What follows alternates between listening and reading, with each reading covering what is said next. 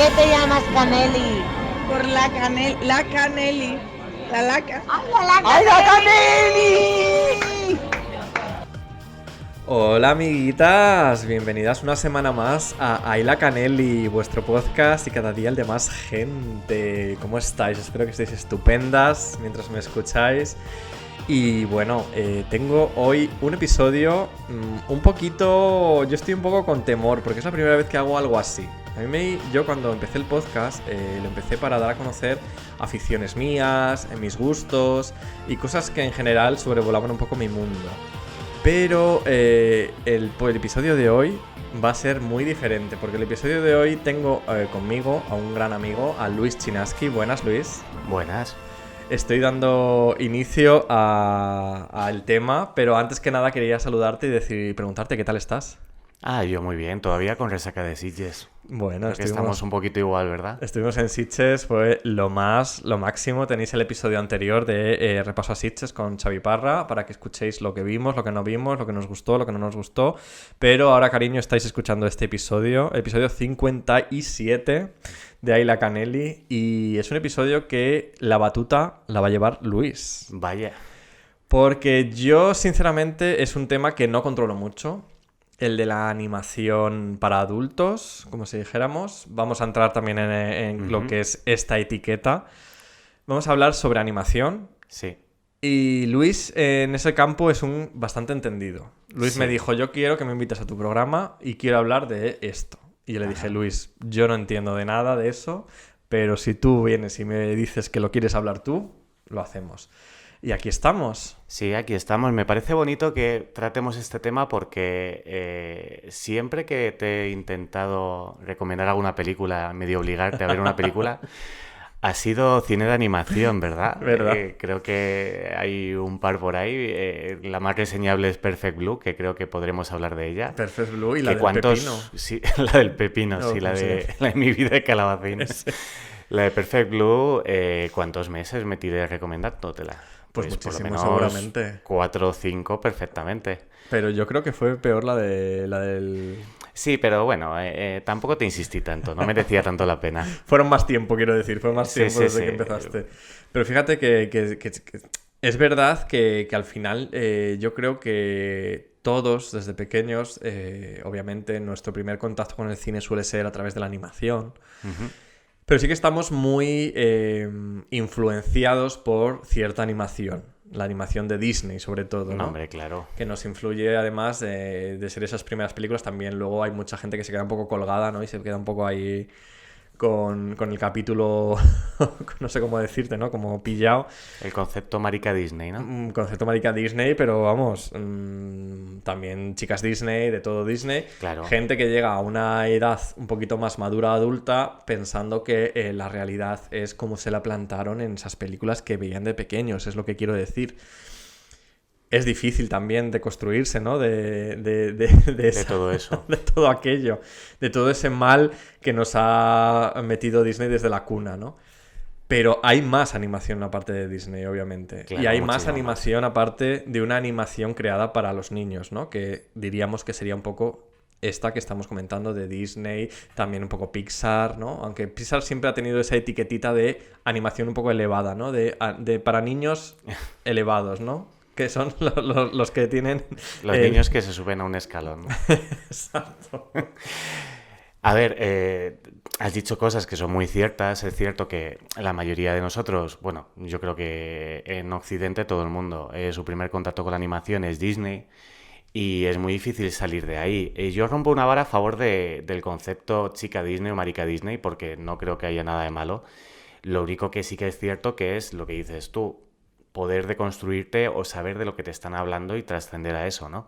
Es como, yo el ejemplo que pongo es un poco bestia, pero es como quien ve porno y se piensa que el sexo es así, pues efectivamente tienes que saber que eso es algo que entra dentro del mundo de la fantasía, claro, de un tipo o de otro, y que puedes disfrutarlo sin esperar que tu vida sea exactamente igual. Sabemos que hay mucha gente que piensa que el sexo es como el porno. No, claro, y que te viene el repartidor de Amazon y te va exactamente. Bueno, iba a soltar una burrada ya. Estamos en horario infantil ahora. Estamos hablando de animación y yo ya voy a lo que voy.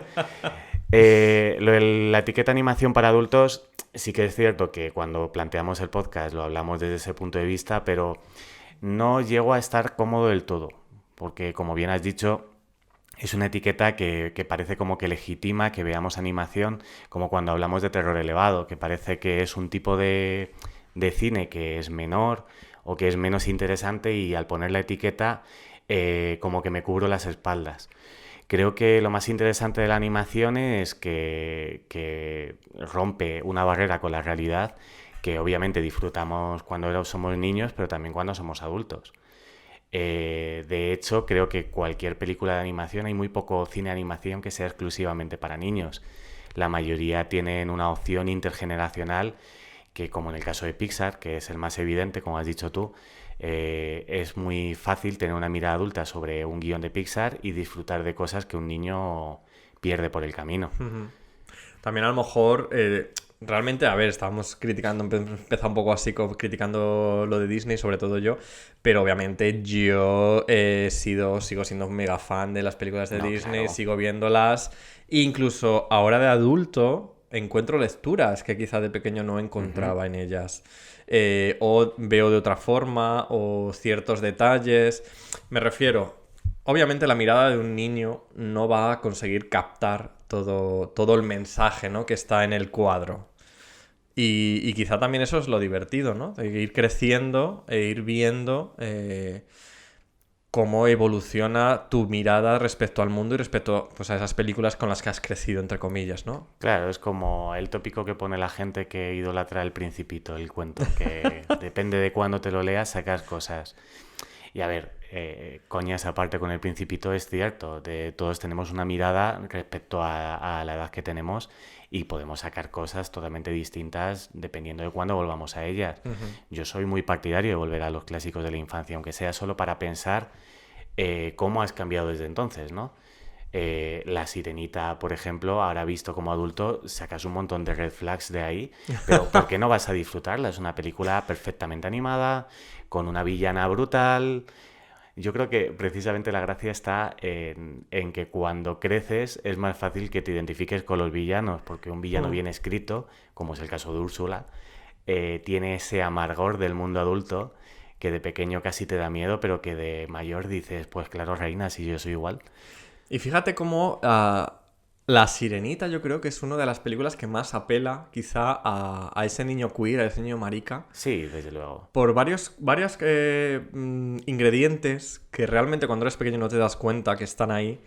Pero primero está el tema de la identidad de Ariel, todo este rollo, ¿no? Que puede ser leído como algo trans, pero también sabemos que Christian Andersen al final el cuento original lo escribió pensando en un amante de hombre.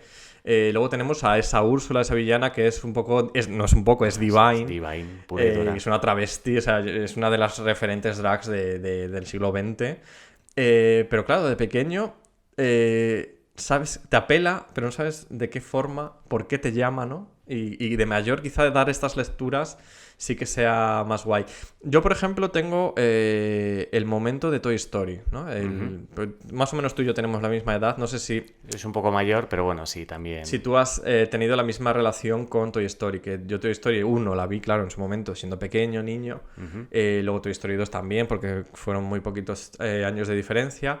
Pero ya Toy Story 3 ya me pilló en un momento de universidad, de cambio vital, ¿no? De quizá ya no ver películas de niños. Y es donde también encontramos a Andy, que es el niño protagonista de la trilogía, de la principal trilogía, Sí. porque luego hemos sabido que ha habido otra cuarta. Y ese momento vital, ¿no? Es ese ver Toy Story 3 con esos ojos, con ese recuerdo de cuando era niño haber visto las otras, pero llegar a ese momento y sentirte de alguna forma identificado con el viaje que el niño hace también en la película.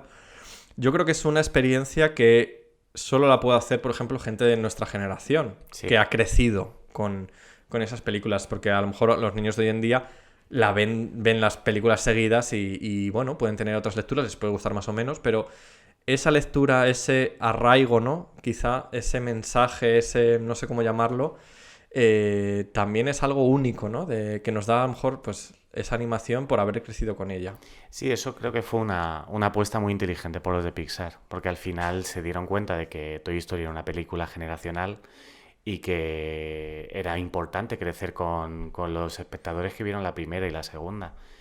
Pero bueno, es a lo que vamos. Este podcast lo estamos grabando precisamente porque la animación permite una serie de interacciones con el espectador que no se da en cine normal. A lo mejor en cine normal podemos hablar de Harry Potter, de que generacionalmente la gente creció con los actores, ¿no? Al final Sí, los mismos actores sí. y los vieron crecer. Pero la animación yo creo que también tiene un punto de padres que ponen sus películas favoritas a sus hijos y hay algo en la animación que envejece muy bien. Ujú. Es fácil que tú veas una película como Blancanieves, que es de 1940, y efectivamente hay una lectura totalmente distinta y les ves las costuras, pero es que es 1940. Claro, claro, sí, sí. O sea, no hay tanta diferencia, ves una película de los 80 y te chirría más que Blancanieves, que es del 40. Totalmente. Sí, quizá el tiempo pase menos por la animación que por Es un la, poquito más amable que con por la él. vida real. Sí, Bueno, estamos hablando de la etiqueta de cine para adultos, de animación para adultos. Yo creo que un poco el boom viene también de las series, ¿no? Empieza siempre un poco, antes de llegar al cine siempre tenemos las series, están los Simpson, ¿no? En el final de los 80, que al final los Simpson es un poco lo que estamos hablando, nos lo tragamos de pequeños, pero al final llega a tener unas lecturas que son también un poquito más para adultos. Quizá el siguiente paso sea ese padre de familia, que ya es más bestia, sí, obviamente. eso es más bestia. Y ya un poco en los 2000 es cuando empiezan a florecer estas series de animación. South Park se me ocurre ahora. No sé si tú conociste o llegaste a conocer La Casa de los Dibujos, Grown Sí. Together, que yo era muy fan de ellos en la Y universidad. Robot Chicken y ese tipo Robot de Chicken, cosas. todo este tipo de animaciones. Entonces, vamos a hablar de películas. Simplemente quería puntualizar estas series Sí. porque son series que de alguna forma también han ido como creciendo con nosotros. Las hemos ido consumiendo. Luego también está Estudio Ghibli, Ujú. que yo no sé si vas a hablar de eso hoy. Sí, además lo tenía apuntado para el principio y me viene muy bien que Pues hayas hablado venga, de South Park pues porque te lo puedo relacionar. Empezamos.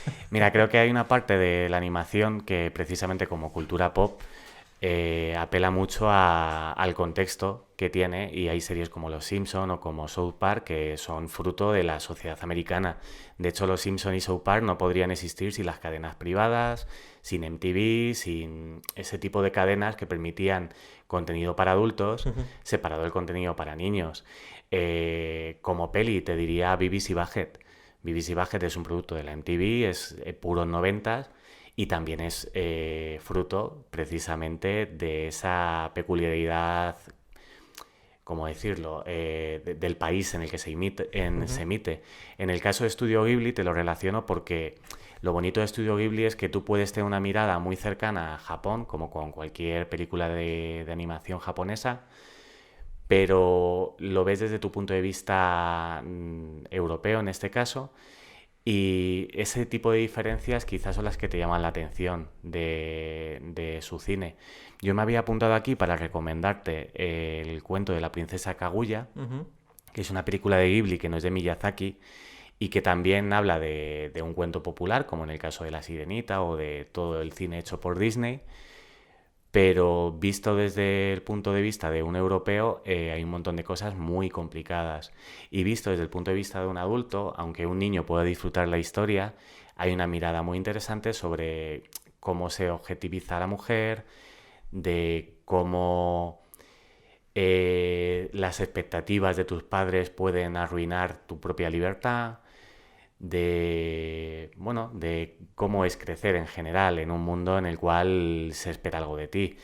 Y es una película preciosa. La animación, que luego hablaremos de técnicas, está basada en las acuarelas japonesas.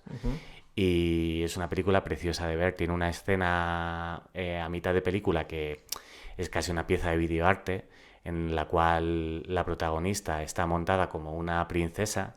Las princesas en Japón eran prácticamente objetos decorativos. Y ella huye y se empieza a quitar toda la ropa. Y es como una vorágine de ropa volando y nieve. Y ella huye y se va de su palacio. Y lo que te digo, ahí puedes ver una mirada occidental sobre un cuento tradicional japonés, puedes entenderlo y puedes leer un montón de cosas. Creo que la animación rebaja todo a un nivel mucho más accesible y podemos conectar con historias que a lo mejor en cine con personas no llegaríamos a ver. Ujú. Yo creo que es más fácil hablar con tus hermanos mayores o con tus tíos de la serie de Heidi, que es una serie de estudio Ghibli japonesa sobre Suiza, y la sientes cercana, pero en realidad no tiene nada que ver con España. Claro. Y eso lo podemos llevar también al cine. Y al final, parte de lo interesante del cine es que podamos abrirnos a otras realidades, otras experiencias, ¿no? Por eso nos enganchamos a ver películas, gente como tú y como yo. Vamos a hablar de varias películas, pero obviamente no nos va a dar para abarcar todo el tipo No, de obvio. animaciones ni todos los ejemplos.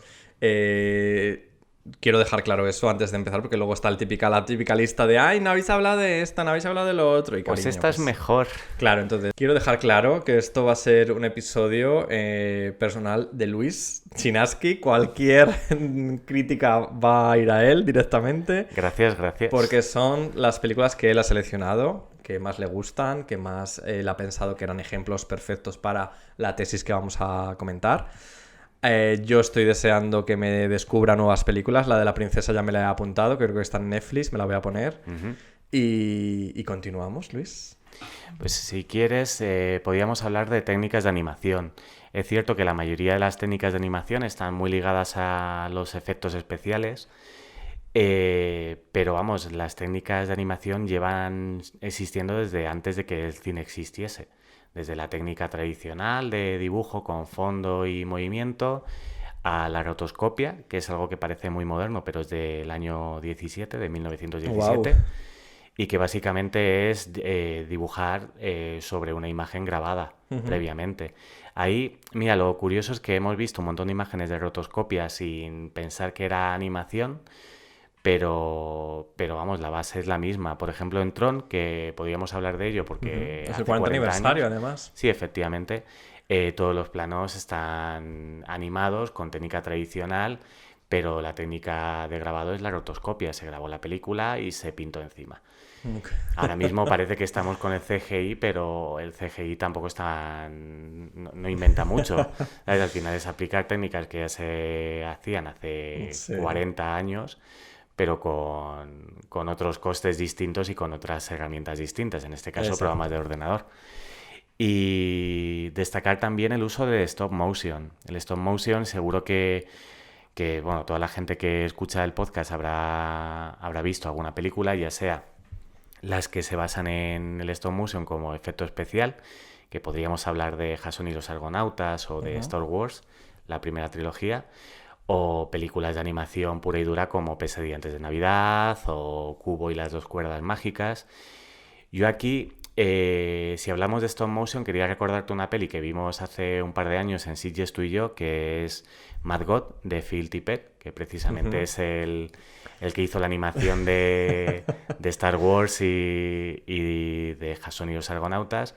Y me encanta que te rías porque si quieres ¿Sabes lo por qué cuentas me tú. río? Pero vamos, es una película de toda una vida. El tipo se tiró 30 años haciéndola Y yo me tiré una hora de siesta muy rica. Sí, mayormente. Pero hay que aclarar que independientemente de la siesta de Canelli, que seguro que estuvo adornada con cosas muy extrañas, Sí, pues la la verdad es película que es sí. un deceso a los infiernos.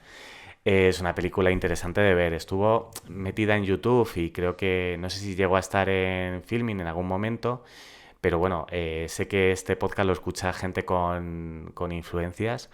Esta película debería estar en plataformas, por favor, es una obra maestra. ¿No está ninguna? Creo que no. No sé si ha llegado a estar temporalmente en alguna, pero es lo que pasa también con el cine. Esto no deja de ser un poco cine indie, Ya. que tampoco tiene una proyección mucho más allá de festivales y de gente que esté interesada en ver algo así. Bueno, los métodos que te he estado diciendo, al final, como decimos, han sido muy utilizados en efectos especiales y ahí sí que me gustaría marcarte una barrera y quizá un poco un debate, porque me he ido a mirar a la fuente de sabiduría universal, que es Wikipedia, y esperando encontrar una definición de cine de animación con algún tipo de porcentaje. Pero se relaciona el cine de animación como categoría de cine o arte visual que se caracteriza por no recurrir a la técnica de rodaje de imágenes reales, sino a una o más técnicas de animación.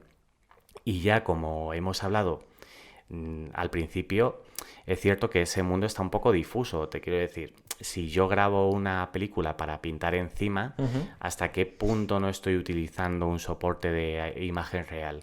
Me voy más allá. Hay películas que muchos de tus oyentes habrán visto, como Mary Poppins, Sí. o como La bruja novata. o Quién engañó a Roger Rabbit, que es mezcla de animación y imagen real. Y esas películas se consideran cine de animación, pero tienen personas reales. Y ya lo llevamos un poquito más allá. ¿Qué diferencia hay entre Quién engañó a Roger Rabbit y Guardianes de la Galaxia? En Guardianes de la Galaxia, Rocket y Groot son personajes totalmente animados. Sí. Los fondos son animados.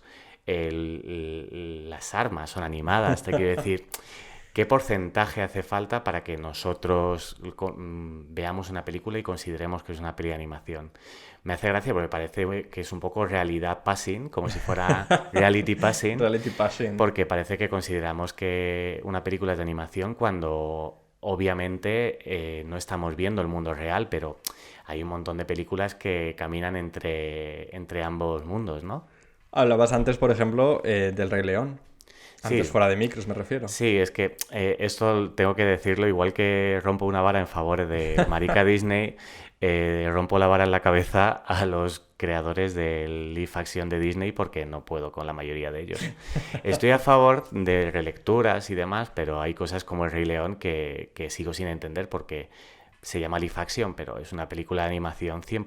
O sea, Total. no sé, no la he visto, porque El Rey León es mi película favorita de Disney y no quiero que me la destrocen. Digamos que tiene documental de la 2 a media tarde, passing. Pasen, ¿no? Si algún oyente quiere decirme que si hay algún porcentaje de imagen grabada, pero vamos, en principio es todo animado y no entiendo muy bien el kit de hacer una película así, pero bueno, supongo que el dinerito. El dinerito dinerito que a siempre viene Disney bien. Miedo me da, le te gusta voy a mucho. decir. Miedo me da Flounder, Sebastián, en Miedo- el live miedo action de la real. Miedo Miedo real, porque las imágenes que se filtraron eran Pero esas terroríficas. no eran reales, no eran me reales. jodas, es que eso no lo puedes poner. Eso eran de un artista que las había como recreado, pero no eran las de la película. Claro, era algo muy creepy, pero además Hostia, eran yo un meme con patas. Me acojoné un poco con Sebastián, bueno, pero Flounder dije, qué puta pesadilla es esta, o sea, Entonces eso te lo ponen en una película con No. un poquito más oscura, un fan footage total, y o sea, vamos, me cago viva. no O sea, vuelves fíjate a meterte en el Mar Menor. que yo, para lo fan de que soy de la Sirenita, de Disney y tal, luego me da mucho miedo el mar, me da mucho miedo el vacío, ¿no? Del mar y lo que pueda haber ahí abajo. Entonces a mí me pones una merluza de verdad ahí puesta y cariño, no es mi película, la verdad. No tiene nada que ver. Creo que intentar hacer la sirenita realista puede dar pie a mucha pesadilla por ahí. sí. Bueno, veamos cómo lo han hecho. Yo estoy deseando ver la película, la verdad. Después de Sí, tanto... mira, además, las polémicas de estas es que me encabrono y digo, pues ahora quiero verla. Pues ahora la veo. Mira, al hombre. final lo consiguen, No pensaba, al final la pero quiero bueno. ver. Total. Bueno, estábamos con varias técnicas, hemos hablado de la rotoscopia y habíamos llegado a los efectos especiales. Estabas comparando la animación con Marvel. Ujú. O sea, estarán ahora mismo los Marvelitas de uñas. Ay, pero tampoco es un problema, te quiero decir. Mi película favorita de Marvel es la de animación de Spider-Man. O sea, creo que... Pero es de Marvel esa, no es de Marvel, Sí. ¿no? Es de Sony. No. está metida La de... dentro de... ¿Cómo se llamaba? Spider-Man Into the Spider-Verse. Eso. De Y hecho, es la primera canon, se que supone que es habla... canon dentro de... Podremos mirarlo. Y si no, pues bueno, los oyentes me Bueno, pueden tirar un... Nuestros yo qué oyentes, sé, los oyentes de Aile Canelli son... pueden tirar un listísimos. DVD de Los Vengadores a la cabeza, pero vamos, está dentro de hecho, todo el tema del multiverso, que es el eje central de la última etapa de Marvel, la primera que habla de ello es esta película, ¿no? Por eso te decía que yo creo que no es canon será, pero que no está dentro de Marvel, sino que yo creo que era de Sony, que es la que tiene los derechos de Spider-Man. Sí, puede ser. Y al fin y al cabo Sony lo que hacía era cederle el Spider-Man de este chiquito a Marvel. ¿Cómo se llama el chico este? No me acuerdo. Coño, el que tiene cara a niño. El Spider-Man. Tom Holland. Vale, digo. Yo creo que era un poco la triquiñuela que seguían, pero bueno. Hablabas antes de Perfect Blue. Sí. Vamos a entrar en esas peliculitas así como de... Sí, Como que han llegado a Occidente, Ujú. pero que tienen como mucha cultura asiática. Hablábamos antes también de La Princesa. Y yo quiero hablar de Perfect Blue porque Perfect Blue puede que la conozca mucha gente, porque Sí. sí que es verdad que es bastante conocidilla, pero hay un gran parte del público que no la conoce, Ujú. pero que a lo mejor sí que conoce Cisne Negro. Sí. ¿Sabes lo que te quiero decir? ¿Sabes por dónde voy, no? Sí, sí. Háblame de Perfect Blue. Bueno, pues Perfect Blue es una película de los 80 de Satoshi Kon, que es un genio que nos dejó muy pocas películas y básicamente es un thriller de una chica que es una idol y que en plena aparición de internet descubre que hay una persona que está escribiendo un blog que supuestamente escribe ella. Y ella acaba de dejar de ser una idol y quiere ser actriz de cine y empieza a darse cuenta de que está disociando su vida real de la vida que escribe esa persona en el blog. Y empiezan a cometerse una serie de crímenes en los cuales ella no sabe si está metida porque es parte de esa disociación. Ujú. Es una película magistral.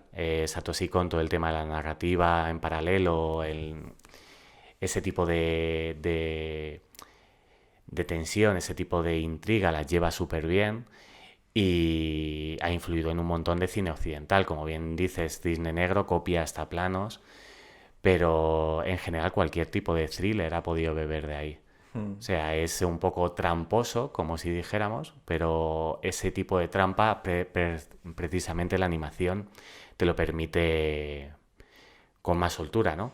Exactamente, hay cosas que a lo mejor que hablábamos también, no sé si ya es meterme en otros sitios, pero hablábamos antes fuera de micros de Vals con Basir, Ujú. que yo te decía, digo, es una película que yo creo que si nos lo hubieran puesto con imágenes directamente, hubiera a lo mejor quizá la hubiéramos recibido de otra forma, ¿no? Sí. De hecho, cuando la película juega ya al final con diluir esa barrera de la animación y te muestra imágenes reales, se te hiela un poco la piel, ¿no? Incluso Sí.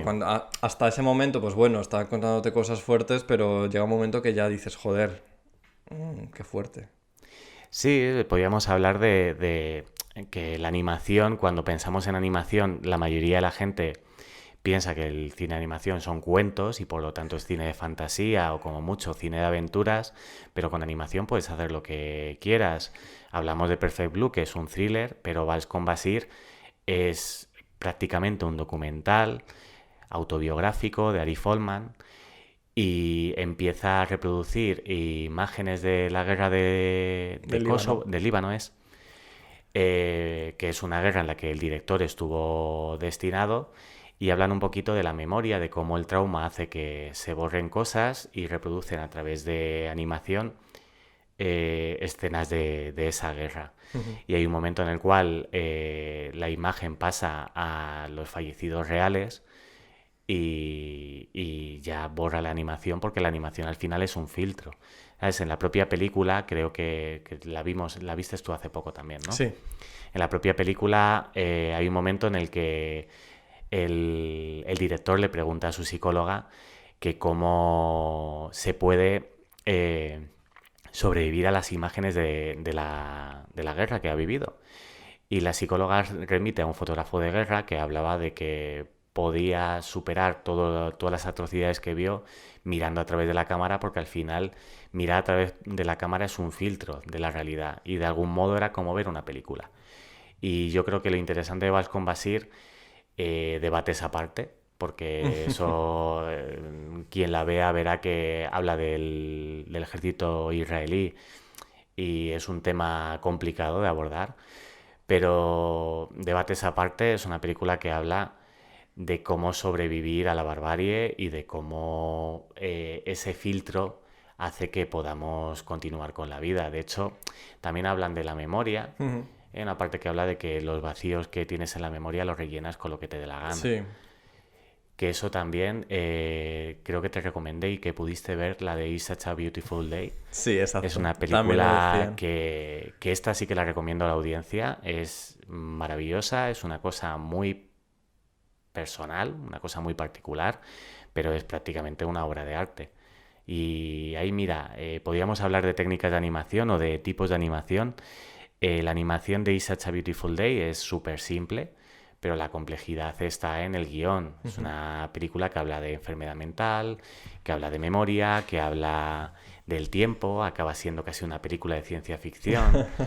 Y la Metafísica animación, casi. sí, sí, y son 4 palos, como quien dice. Yo mira, con la animación muchas veces distingo como en las películas documentales de forma y fondo. Pues en la animación hablo de la película y de la animación. Hay veces que la animación es maravillosa, pero la película es un cuadro. Y hay veces que la película es maravillosa y la animación es simple, pero es que no te hace falta más. Vale, yo, si a alguien le gusta, lo siento que lo diga, pero hay una película de hace nada que se llama Intergalactic que está en Netflix y la animación es preciosa, pero el guión es una chorrada. De hecho, me da la sensación de que si no llega a ser una propuesta de animación no hubiese salido adelante, porque es una película que es una comedia romántica que podía haberse escrito en los 90. Madre mía. Ese es el nivel, es muy, muy, muy sencilla, pero la animación es chula. Que la disfrutes, sí, pero no podría recomendarla porque realmente es una historia que os han contado millones de veces. Millones. Y nada, en ese sentido creo que hay películas de animación fallidas y otras que son recomendables porque muchas veces la animación es una propuesta estética más que una película en sí. Y ahí sí que entiendo que haya gente que se quede por el camino y que diga, pues mira, esto no me interesa. Pero bueno, que sepáis que hay películas por ahí que os van a seguir interesando y que lo bonito es encontrarlas. Lo bonito es encontrarlas y yo estoy pensando en una del año pasado que os dio mucho, muy fuerte en Sitges, la de Belle. La de Belle. Esa Sí. estaba bien, era bonita la animación, pero yo al final no la pude ver. Pues Belle me parece una propuesta súper chula porque es una reinterpretación de La Bella y la Bestia y cambian un montón de temas. Por ejemplo, el tema del amor romántico acaba siendo reemplazado por el tema de los cuidados y el tema del el cuidado a la infancia, del duelo por la muerte, de la conciliación con lo que te ha pasado. Es una película muy chula y bueno, también animaría a la gente que la viese, la verdad. Tiene un par de momentos, yo me puse a llorar como una magdalena viéndola y a ver, partiendo de la base de que es una reinterpretación de La Bella y la Bestia, creo que por lo menos la mayoría de los oyentes que la vean encontrarán un aliciente para verla, para ver qué han hecho con todo eso. ¿Nos vas a contar más pelis? ¿Vamos a hablar de más técnicas? ¿Cómo continuamos? Como tú quieras, la verdad. A partir de aquí, este es tu episodio. este es mi episodio, pero no me puedes dar esa responsabilidad. A ver, yo lo que sí que hablaría dentro de todo esto es que el cine de animación, como bien te he dicho, me parece que se habla de tipo de animación, pero no es un género de animación. Al final es un tipo de animación que tiene muchos géneros. Y es, como bien decía hace poco Guillermo del Toro, es un medio para contar cosas.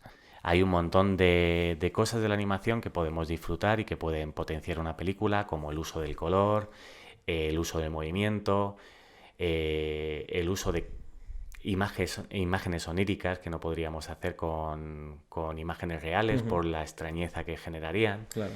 Yo qué sé, ejemplo fácil, la pesadilla de Dumbo. La pesadilla de Dumbo, que es terrorífica, en cuanto a animación es una cosa súper arriesgada y súper delirante. Y es fácil que la veamos porque es de animación. o el uso del color verde en las películas de Disney, que eso se han escrito un montón de artículos sobre ello, de cómo el verde en las películas de Disney representa la maldad. Y el aura de Maléfica es verde, los ojos de Scar son verdes, hay un montón de referencias plásticas para el color verde, para relacionarlo con la envidia, con los bajos instintos, y ese tipo de uso del color, el cine normal, si lo hace, puede colar, como el cine de Eduardo Casanova, que es rosa. Es rosa. Pero vemos como cierta artificialidad ahí, y en el cine de animación es mucho más fácil que nos puedan meter eso como recurso y que nos lo comamos con patatas. Es un poco lo que decíamos antes, ¿no? Que en la animación tienes un abanico totalmente a tu disposición para hacer creer al espectador cualquier cosa que en una película de personas reales, ¿no? No sé cómo decirlo, de real. Sí. No tienes que justificar de alguna forma siempre. Claro, pero el movimiento, las luchas, o sea, el movimiento de Matrix o de las películas Wuxia de China con las luchas con espadas y tal, nos parecen algo caricaturesco, pero si luego vemos un anime con luchas mucho más complicadas, nadie lo cuestiona, claro. Yo creo que el tema este de cuando pierdes el tema de... ¿Cómo se llama esto? La interrupción de la incredulidad se llama. El término este de cuando tú dejas de darte cuenta que es una peli. La suspensión de... Creo que es, ¿no? Suspensión de realidad. No sé, no lo sé. Sí, sé lo que quieres entiende decir. lo que quiere decir. Estamos hoy un poquito espesas, yo sobre todo. Estamos espesísimos. Que... Con el tema de la animación, la propuesta empieza así. O sea, tú en una animación puedes esperarte cualquier cosa. Hay un tiempo, hay una atmósfera y te plantean un tono que tienen que seguir, pero es mucho más fácil que veas todo eso y que lo asumas como tal. Te pondría otro ejemplo de animación que también es bastante curioso, que es una peli que creo que vistes tú también conmigo en el pasado Atlántida Film Fest, la de Timekeepers of Eternity. Sí. Eso, para quien no la haya visto, es un ejercicio de animación bastante curioso, porque lo que hace el equipo que ha hecho la película es coger una película de Stephen King de los años 90, especialmente mala, que se llama The Langoliers, que es una peli para televisión, una TV movie. Y imprimieron todos los fotogramas de la película y empezaron a pasarlos como si fuera una película normal, pero añadiendo animaciones. La mayoría de la animación consiste en roturas del papel, del fotograma, y juegos narrativos. Pues, por ejemplo, para recordar un flashback, parten el papel de la cara del protagonista, lo abren por la mitad y se ve el flashback como si estuviese dentro de la cabeza. Sí. Y utiliza un recurso que está ya dentro de la película, como es el romper el papel, que hay un personaje que no para de romper papelitos, que es una metáfora de que el tiempo pasado se rompe y se tira a la papelera, para generar algo con mucho dinamismo y muy divertido. Y luego los efectos especiales, que son de finales de los 90, son especialmente malos, lo sustituye por papeles rotos y te genera una sensación muy inquietante con una película que no te hubiera generado interés y de repente te hace algo bastante destacable. De hecho, dime. De hecho, yo nunca hubiera visto la original, yo creo, o sea, la de los 90. Yo la vi en televisión. Pero además es que como que era más larga, además, y como Casi que 2 horas, es una burrada. como que en la película esta que tú me estás contando se comen mucha de la paja que metieron, como que van a la historia central, y yo flipé porque esos recursos que tú comentabas de pues romper un papel, ¿qué significa esto? Engurruñar uno y que aparezca también por ahí y tal. Me alucinaban tanto que estaba dentrísimo de la historia. O sea, estaba... vamos, me hubiera tragado lo que hubieran puesto ahí. Claro, pero porque además es un recurso un poquito de Lynch. O sea, yo me acuerdo de los cortos de Lynch que tiraban mucho de este tipo de de imagen así sucia, como rota, y me recordaba un poquito a eso. Pero ahí, mira, lo que hablábamos antes, es una peli de animación, obviamente, pero está sacado de una película real. O sea que cuando hablamos de cine de animación hay como muchos estereotipos, es un poquito acomplejado hablar de cine de animación a veces, pero creo que podemos aprender mucho tanto del cine para todos los públicos como buscar propuestas nuevas. Y ahora mismo, mira, te quiero remarcar dos Albertos españoles. Ah, mira. Uno es... Tocayos míos. Sí, tocayos tuyos. Uno es Alberto Vázquez, que tiene una película ahora mismo en cines que se llama Unicorn Wars, que es una película que me llegó un tuit hace un par de días de que han programado en horario infantil y es una película para mayores de 16 años. Wow. No vayáis con vuestros hermanos a verla. O sí. O sí, pero vamos, es una película con mutilaciones, con violencia explícita, Madre mía. con consumo de drogas, con fervor religioso y manipulación religiosa. Es una peli dura. No te voy a decir que es perfecta, porque no lo es, pero es una propuesta muy interesante y es muy guay que alguien como Alberto Vázquez tenga estas propuestas en el cine español. De hecho, doy por supuesto que va a estar nominada a los Goya, porque en cine español sacamos pocas propuestas de animación al año, no hay dinero. Pero no la perdáis de vista, si os interesa, hay el corto en el que está basada la película, que también es de Alberto Vázquez, está en Filmin ahora mismo, y se llama Sangre de Unicornio, Unicorn Blood. Y ahí podéis ver un poquito el tono de la peli, y la animación que tiene es guay porque es como si fuera un storyboard.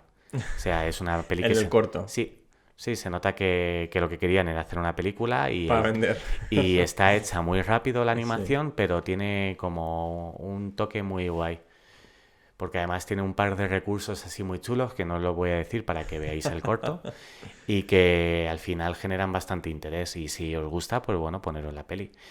Y del otro Alberto que te iba a hablar es de Alberto Mielgo, que te recomendé que vieras Jíbaro, Sí. de la serie Death, Love and And Robots. Robots, sí, de Netflix. De Netflix, y es uno de los cortos que están incluidos en la última temporada. Alberto Mielgo es un animador español que tiene poquitas cosas, de hecho ha participado en esta serie con otro corto, y hizo el año pasado un corto propio que se llama El Limpia Parabrisas y que estuvo nominado a los Oscar. Ay, me suena, claro, sí. Sí, también es suyo. Y este chico lo que hace es grabar imágenes reales y les aplica a ordenador. ¿Qué te pareció Jíbaro? Pues me gustó bastante, la verdad. Aunque fíjate que me recordaba mucho las animaciones de los videojuegos. Sí, tiene una parte Tiene muy... ese punto muy ahí así. de como de estas cinemáticas de transición entre una pantalla y otra. Algo así me recordó. Sí, pero tiene un uso de la luz muy particular, Sí, uso de la sombra también. Y del sonido que también tiene al final influencia. Y sí, los dorados, obviamente, de la hada, bruja, o como quieras llamarla. Jíbaro creo que tiene un Emmy y algún premio más, como capítulo individual dentro de una serie, como mérito individual, porque al final es que es una animación muy, muy, muy llamativa. Sí. Al final el tema de los dorados, de las joyas...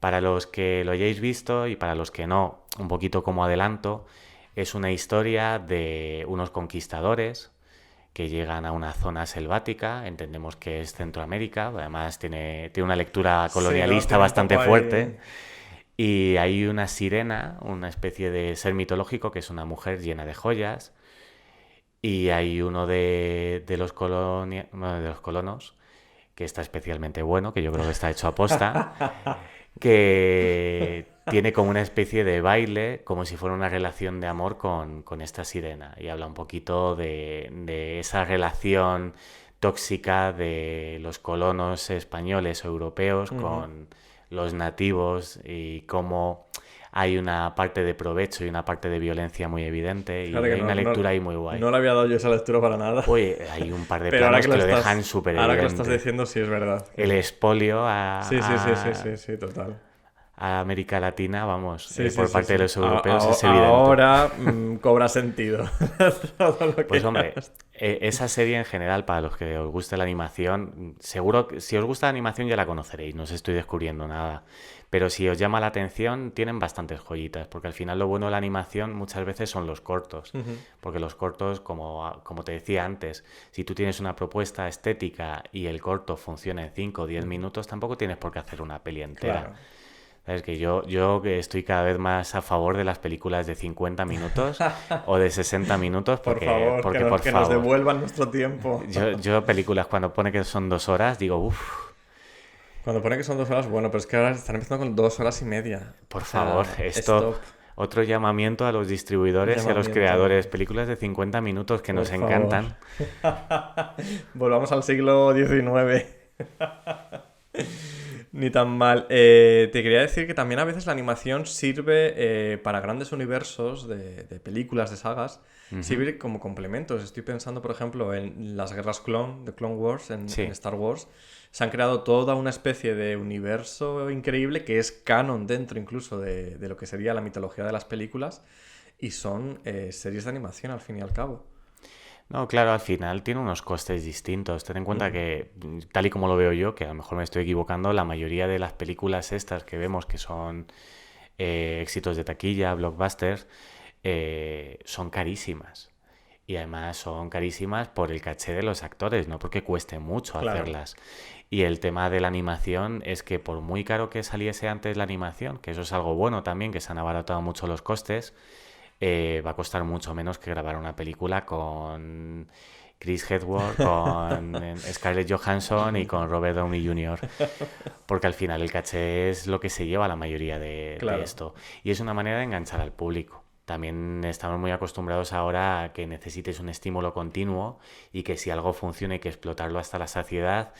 Y bueno, yo ahí no estoy a favor del todo, pero bueno, hay cosas que de repente te sacan de animación que ¿por qué no? Que funcionan muy bien. También lo que están haciendo mucho son series o películas a partir de videojuegos. Que decías tú antes la animación de videojuegos, me parece fenomenal porque el videojuego también es otro arte, ¿no? Y Sí.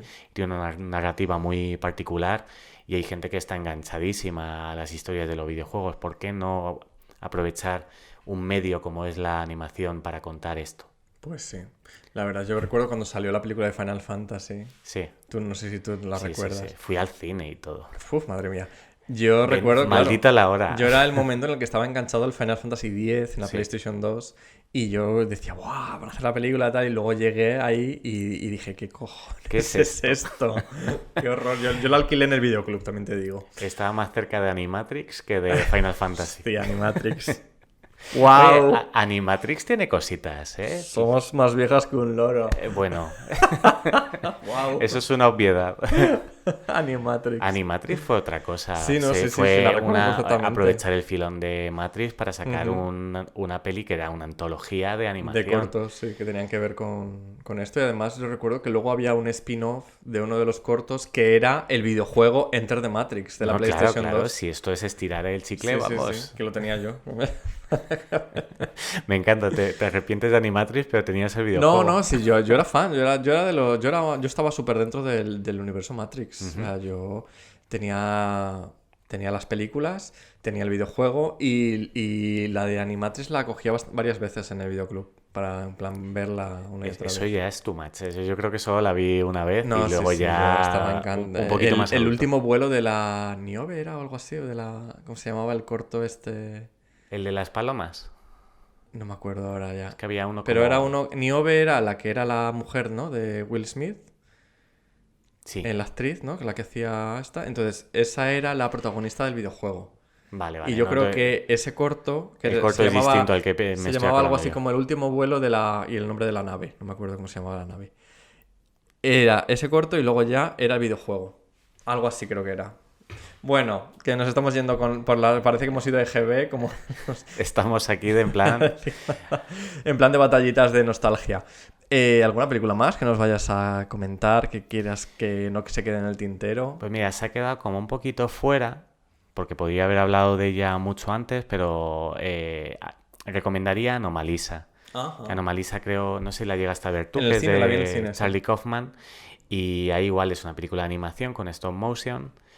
Y lo guay de esa película es que juega con el tema del doblaje de las películas animadas para generar una metáfora muy evidente y un poquito gruesa, pero que funciona muy bien, que es el protagonista, que es tiene un poco crisis de los 50, me imagino por edad. Sí, más o menos. Se enamora de una chica que resulta ser el único personaje en toda la película que tiene una voz distinta.